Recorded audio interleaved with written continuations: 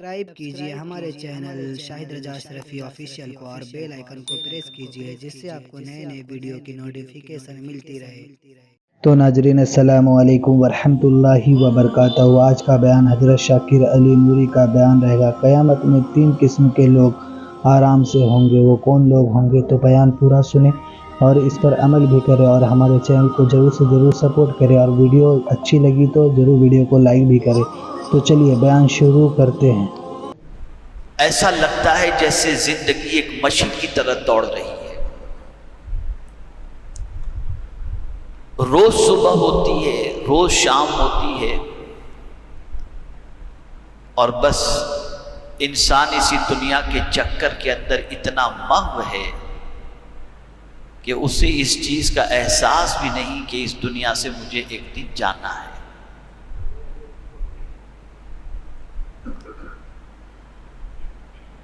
ابھی میں کم و بیش 10-12 روز کے لیے افریقہ کے دورے پر تھا، 3 روز پہلے ہی حاضر آیا۔ میں ایتھوپیا میں ایڈیس ابابا لانچ کے اندر بیٹھا ہوا تھا، ایک خیال آیا میرے ذہن میں کہ ذرا دیکھو اتنے لوگ بیٹھے ہیں کیا کر رہے ہیں۔ آپ کو حیرت ہوگی کہ ساتھ میں بیٹھے ہیں لیکن مجھے کوئی ایک دوسرے سے بات کرتا ہوا دکھائی نہیں دیا۔ کوئی لیپ ٹاپ پہ لگا ہے، کوئی آئی پیڈ پہ لگا ہے، کوئی موبائل پہ لگا ہے۔ میں نے کہا یا اللہ، یہ اتنی اجنبیت کہ قریب بیٹھ کر کے بھی انسان ایک دوسرے سے بات نہیں کر پا رہا۔ یہ ہماری زندگی بن چکی ہے، اور یہ حال صرف وہاں کا نہیں ہے، آپ اپنے گھروں میں دیکھ لیجئے نا۔ بیوی اپنے موبائل پر لگی ہے، بچے اپنے موبائل پر لگے ہیں، شوہر اپنے موبائل پر لگا ہوا ہے، کسی کو ایک دوسرے سے بات کرنے کی فکر نہیں ہے۔ ایک عجیب سچویشن انسان کی بن چکی ہے، بالکل مشینی زندگی بن گئی۔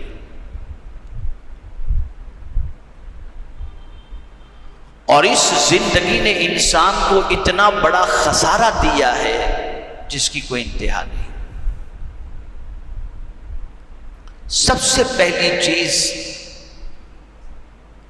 کہ اس انسان کو دنیا کی مصروفیات کے اندر اتنا ڈبا دیا کہ اب اسے بمشکل تمام شاید کبھی کسی کے انتقال پر مرنے کا خیال آ جائے، ورنہ یہ خیال آتا ہی نہیں۔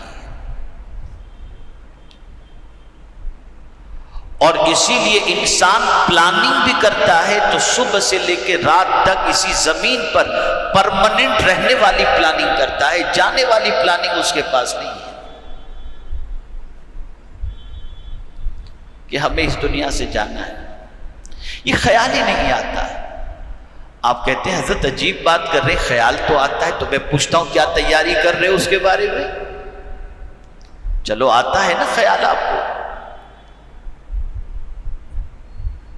کیا تیاری ہے اس کے بارے میں؟ یہ چند دنوں کی زندگی گزارنا اتنا کٹھن ہے، جبکہ یہاں ہر ایک دوسرے کا تعاون کرنے والا موجود ہے، وہاں تو کوئی کسی کا نہیں ہوگا، تو کیا وہاں کے لمحات کاٹنا آسان ہوگا؟ میں آج تھوڑا سا اسی حوالے سے کچھ باتیں آپ کو بتاؤں گا، اس لیے کہ چلتے پھرتے مجھے کبھی کوئی چیز سمجھ میں آ جاتی ہے، محسوس ہوتی ہے، تو پھر یہ سوچتا ہوں چلو اس راہ سے امت کا کچھ بھلا ہو جائے اور امت کی کچھ اصلاح ہو جائے۔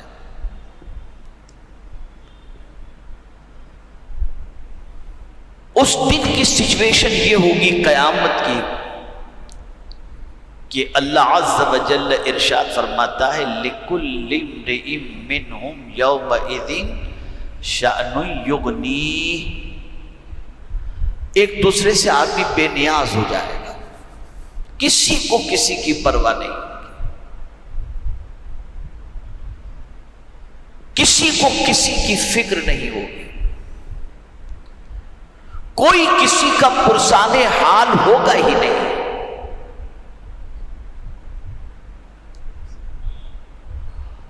اور اگر تھوڑا سا بڑھ کر کے عرض کروں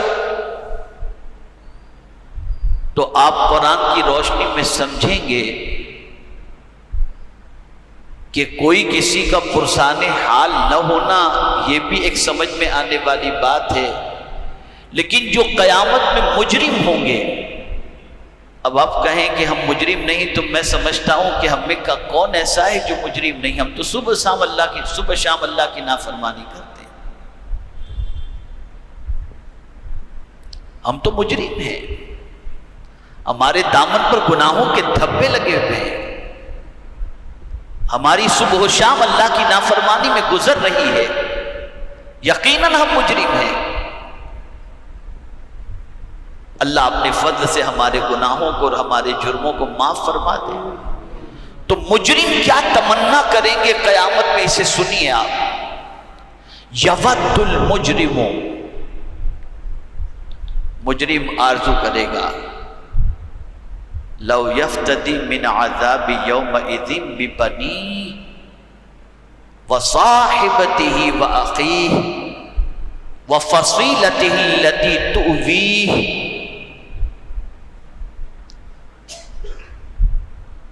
قرآن کہتا ہے کہ مجرم قیامت میں آرزو کرے گا، تمنا کرے گا کہ میں اپنا بیٹا دے دوں اور اللہ مجھے عذاب سے بچا لے، میں اپنا بھائی دے دوں اللہ مجھے عذاب سے بچا لے، میں اپنا دوست دے دوں اللہ مجھے عذاب سے بچا لے، بلکہ آگے قرآن کہتا ہے وہ تمنا کرے گا سارے انسانوں کو بھلے جہنم میں ڈال دیا جائے، مجھے اللہ بچا لے۔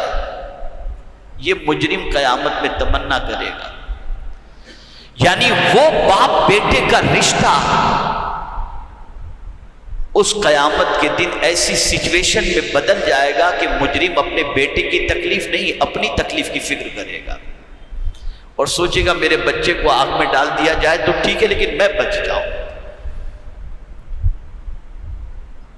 اب آپ مجھے بتائیے کتنا سخت ترین دن ہوگا اور وہاں کی تکلیف کتنی سخت ترین ہوگی۔ قرآن کہتا ہے کلا، ہرگز نہیں، ایسا نہیں ہو سکتا، جرم تم نے کیا ہے سزا تم کو بھگتنی پڑے گی، اور وہاں کی سزا کیا ہے آپ کو معلوم؟ اللہ اکبر، اللہ اکبر، الامان والحفیظ۔ وہاں کی سزا کوئی برداشت کرنے کی طاقت نہیں رکھتا۔ ارے اگر قدرت حساب لینے پر آئے تو بندہ حساب دینے کی طاقت نہیں رکھتا، اس نے اگر کسی کو روک لیا گیا وہ کام سے۔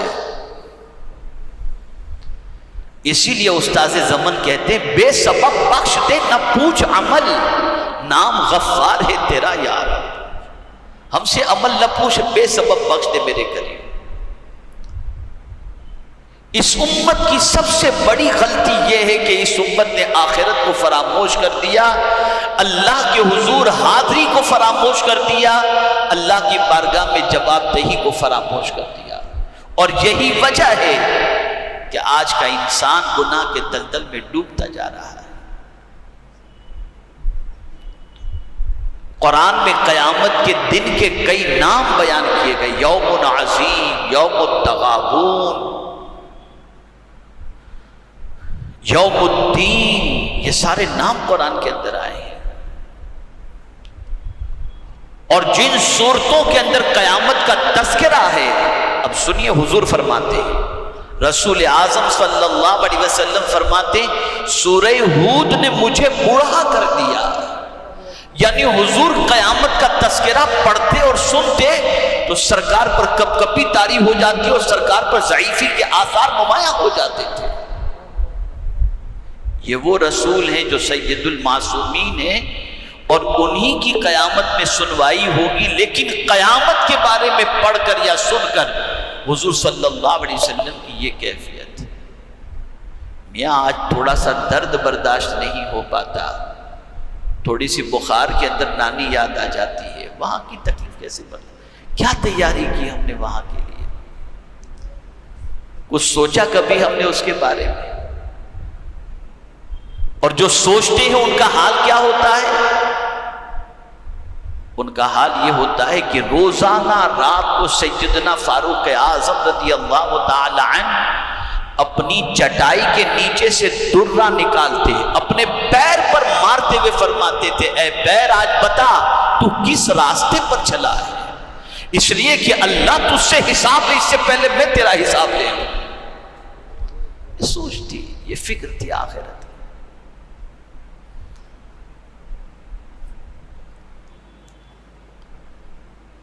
لیکن قربان جائیے میرے آقا صلی اللہ علیہ وسلم کی عظمت پر کہ اپنی امت کا غم حضور کو اتنا ستاتا کہ ولادت سے لے کر ظاہری طور پر پردہ فرمانے تک حضور اپنی امت کے لیے دعا کرتے رہے، مغفرت کی دعا کرتے رہے،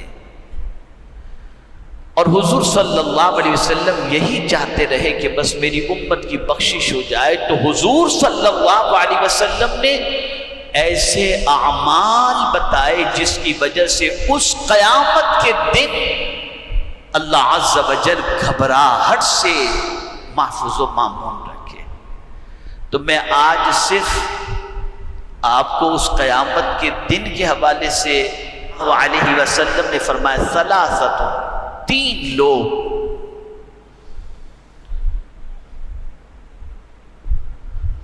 قیامت کے دن گھبراہٹ سے محفوظ و مامون ہوں گے۔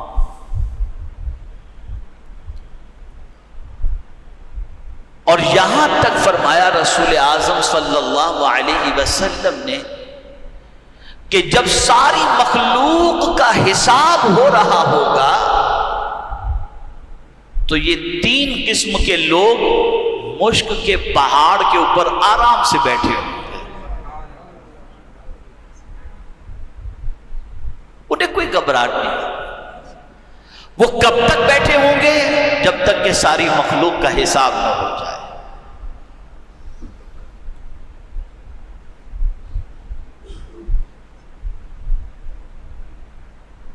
پہلا وہ شخص رسول اعظم صلی اللہ علیہ وسلم فرماتے ہیں جو اللہ کی خوشی کے لیے قرآن کی تلاوت کرے۔ ہم تو ثواب کی نیت سے پڑھتے ہیں نا، ارے میرے بھائی بہت سارے لوگ تو اس نیت سے پڑھتے ہیں کہ مال کس میں ملے گا، کون سی سورت پڑھیں یہ بتا دو۔ چلیے اس میں بھی کوئی مذائقے کی بات نہیں، اگر سورت کی فضیلت رزق میں برکت کے سلسلے میں جیسے سورہ واقعہ کی فضیلت ہے آپ پڑھیں، کوئی بات نہیں، لیکن اس سے بھی اونچا درجہ ہے، اور وہ یہ ہے کہ فضیلت اپنی جگہ پر، لیکن میں تو قرآن اس لیے پڑھ رہا ہوں کہ میرا مولا مجھ سے راضی ہو جائے۔ قرآن پڑھنے والا ہر چیز سے بے نیاز ہو کر صرف اللہ کی رضا کے لیے قرآن پڑھ رہا ہے، مولا تو مجھ سے راضی ہو جا۔ اور میں قرآن کی تلاوت کے بارے میں بتاؤں کہ فرمایا گیا کہ ایک رسی کا سرا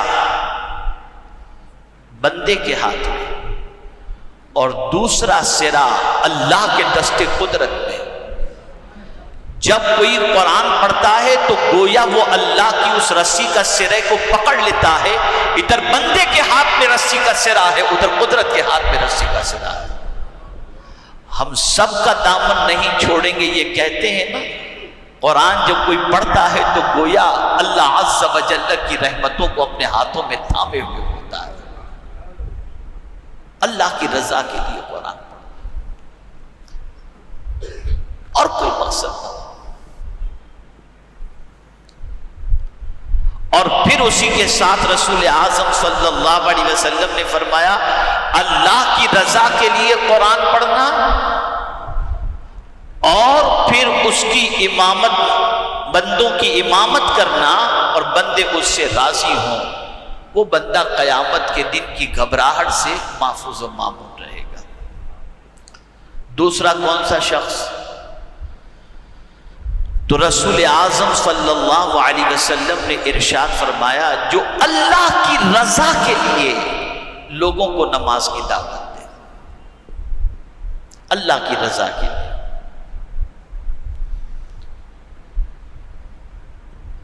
جب کوئی اللہ کی رضا کے لیے نماز کی دعوت دے، اللہ کو خوش کرنے کے لیے، تو اللہ تعالیٰ اسے بھی قیامت کی گھبراہٹ والے دن سے محفوظ و مامون رکھے گا۔ حدیث شریف میں ہے، یہ جو مؤذن صاحب وغیرہ ہوتے ہیں نا، ہمارے نزدیک ان کا کوئی وقار اور ویلیو نہیں ہے، لیکن سرکار کے نزدیک بہت ہے۔ آقا کریم صلی اللہ علیہ وسلم فرماتے ہیں کہ قیامت میں لوگوں کے درمیان کچھ ایسے بھی لوگ ہوں گے جن کی گردنیں اونچی ہوں گی اور وہ پہچانے جائیں گے۔ پوچھا گیا حضور وہ کون لوگ ہوں گے؟ تو سرکار نے فرمایا بھی میری امت کے مؤذن ہوں گے جو لوگوں کو نماز کے لیے بلاتے ہیں۔ یہ حضور نے فرمایا۔ تو اللہ کی رضا کے لیے نماز کے لیے بلانا، اور تیسرا وہ شخص جو اپنے رب سے اور اپنے غلاموں سے معاملہ درست رکھے، رب سے بھی معاملہ اچھا رکھے اور اپنے غلاموں سے بھی معاملہ اچھا رکھے، اپنے ماتحت والوں سے بھی معاملہ اچھا رکھے۔ اگر کوئی شخص ایسا کرتا ہے تو رسول رحمت صلی اللہ علیہ وسلم فرماتے ہیں قیامت کے دن جو گھبراہٹ والا دن ہوگا نا، فزع اکبر، حدیث مبارکہ میں آیا ہے، لا یہولہم الفزع الاکبر، قیامت کے دن اس گھبراہٹ والے دن کے اندر اسے کوئی تکلیف نہیں ہوگی، وہ مشک کے ٹیلے پر آرام سے بیٹھا ہوگا، مخلوق حساب دے رہی ہوگی، وہ وہاں بیٹھ کر کے دیکھ رہا ہوگا، جب سب کا حساب ہوگا اللہ عز و جل اسے جنت میں داخل فرما دے گا۔ تو ناظرین ویڈیو اگر اچھی لگی ہے تو ضرور ویڈیو کو لائک کریں، اور ہمارے چینل پر اگر نئے ہیں تو ضرور سبسکرائب کریں، اور اللہ سے دعا کریں کہ اللہ ہمیں نیک عمل کرنے کی توفیق عطا فرمائے، ہر بلا مصیبتوں سے، پریشانیوں سے، آفتوں سے، بیماریوں سے حفاظت فرمائے، خوب عبادت کرنے کی توفیق عطا فرمائے۔ تو ناظرین ملتے ہیں اگلی ویڈیو میں، تب تک کے لیے السلام علیکم ورحمۃ اللہ وبرکاتہ۔ ویڈیو اچھی لگے تو ہمارے ویڈیو کو لائک کریں اور ہمارے چینل کو سبسکرائب کریں۔ شکریہ۔